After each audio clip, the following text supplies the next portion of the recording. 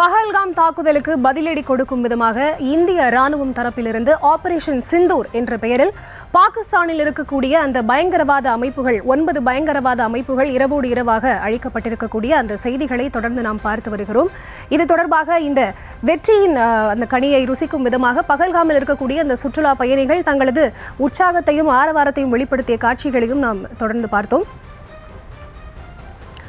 இது தொடர்பாக பேசுவதற்காக எமது மூத்த செய்தி ஆசிரியர் ரஹ்மான் இணைப்பில் இருக்கிறார். திரு ரஹ்மான், முன்னதாக ரஷ்யா, யுக்ரைன் அல்லது இஸ்ரேல், பாலஸ்தீனம் இது போன்ற அண்டை நாடுகளில் நடந்த போர் பதற்றங்களை தான் நம்ம பார்த்திருக்கோம். இந்தியாவில் இது போன்ற ஒரு சூழல் தற்போது நிலவுது. இந்த மாதிரியான ஒரு போர் பதற்றத்தை இந்திய மக்கள் எப்படி அணுகணும்?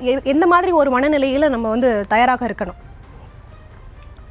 இந்தியா பாகிஸ்தானை பொறுத்தவரையில் எல்லையோரத்தில் தொடர்ந்து தகராறு இருந்து வருகிறது. எல்லை தாண்டிய பயங்கரவாதத்தை பாகிஸ்தான் தொடர்ந்து கட்டவிழ்த்து வருகிறது. எல்லையோரத்தில் அமைந்திருக்கக்கூடிய கிராமங்கள், அந்த பகுதிகளில் அவ்வப்போது அந்த பாதிப்புகள் என்பது இருந்து கொண்டுதான் வருகிறது. இதை தாண்டி பாகிஸ்தானுக்கும் இந்தியாவுக்கும் இடையேயான இந்த நேரடி போர், அது முழுவீச்சிலான போர் என்பதற்கான வாய்ப்புகள் அது உடனடியாக இல்லை என்றுதான் அந்த போர்த்துறை சார்ந்த வல்லுநர்கள் நமக்கு தெரிவிக்கிறார்கள்.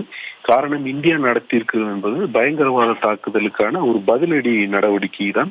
பயங்கரவாத கட்டமைப்புகளை தாக்கி அளிப்பதற்கான ஒரு தாக்குதல் தானே தவிர பாகிஸ்தான் மீதான போர் அல்ல, அல்லது அங்க இருக்கக்கூடிய பொதுமக்களுக்கோ அவங்களுடைய பொருளாதாரத்திற்கோ அல்லது அங்க இருக்கக்கூடிய இராணுவ நிலைகளையோ குறிவைத்தோ எந்த விதமான தாக்குதலும் நடத்தப்படவில்லை.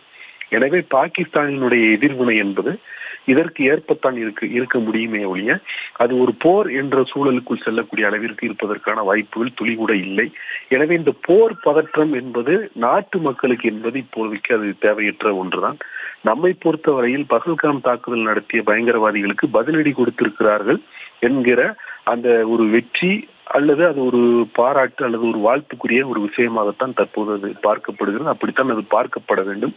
மற்றபடி எதிரியினுடைய எதிர்வினை என்பது மூர்க்கமாகவோ அல்லது மோசமாகவோ இருக்கக்கூடும் என்றால் அதற்குரிய உளவு தகவல்கள் இந்திய அரசு வசம் இருக்கும். அப்படி ஒருவேளை அவர்கள் எதிர் நடவடிக்கை எடுத்தால் அதை எப்படி சமாளிப்பது அல்லது அதை எப்படி முறியடிப்பது அல்லது எப்படி பதிலடி கொடுப்பது என்பதற்கான ஆலோசனைகளுமே தொடர்ந்து நடைபெற்று கொண்டிருக்கும். எனவே நாட்டு மக்களை பொறுத்தவரையில் அதை ஒரு பதற்றத்துடன் அணுகுவதற்கான எந்த விதமான முகாந்திரமும் இல்லை. இப்போதைக்கு இந்த பொதுமக்களில் பாதிக்கப்படக்கூடியவர்கள் யார் என்று நாம் பார்த்தோமானால் அந்த எல்லையோர கிராமங்களில் வசிக்கக்கூடியவர்கள் தான். அந்த எல்லையோர கிராமங்களை குறிவைத்து எல்லை கட்டுப்பாட்டு கோட்டுக்கு அப்பால் இருந்து பாகிஸ்தான் ராணுவம் தொடர்ந்து இந்த பீரங்கி குண்டுகளை வீசி அந்த செல் தாக்குதல் என்று சொல்லக்கூடிய அந்த தாக்குதலை தான் அவர்கள் தொடர்ச்சியாக நிகழ்த்தி வருகிறார்கள். இப்பொழுதைக்கு அந்த பகுதி மட்டும்தான் பதற்றம். நாட்டினுடைய பிற பகுதிகளை பொறுத்தவரை இந்த தாக்குதலை கொண்டாடக்கூடிய ஒரு மனநிலையில் தான் நாம் இருக்கிறோம். எனவே அந்த விஷயத்தை அப்படித்தான் அணுக வேண்டும்.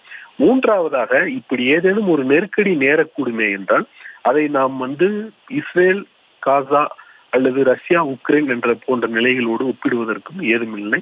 ஏனெனில் காசா இஸ்ரேலுக்கு இடையான பிரச்சனை என்பது வேறு, பாகிஸ்தான் உக்ரைனுக்கு இடையான பிரச்சனை என்பது வேறு. இந்தியா பாகிஸ்தானுக்கு இடையான பிரச்சனை என்பது முழுக்க முழுக்க இந்த காஷ்மீரை மையப்படுத்தியதுதான்.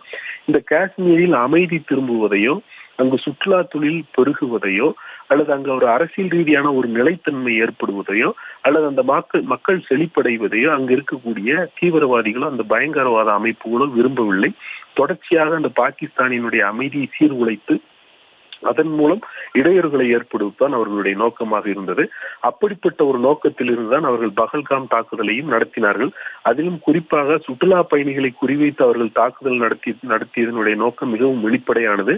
இனிமேல் அங்கு காஷ்மீருக்கு யாரும் சுற்றுலா பயணிகள் வரக்கூடாது, அங்கு சுற்றுலா தொழில் வளரக்கூடாது, அல்லது அந்த மக்களுடைய வாழ்வாதாரம் மேம்பட்டு விடக்கூடாது என்கிற ஒரு தீய உள்நோக்கத்துடன் தான் பயங்கரவாதிகள் அந்த சுற்றுலா தலத்தில் போய் சுற்றுலா பயணிகள் மீது அந்த தாக்குதலை நடத்தியிருக்கிறார்கள்.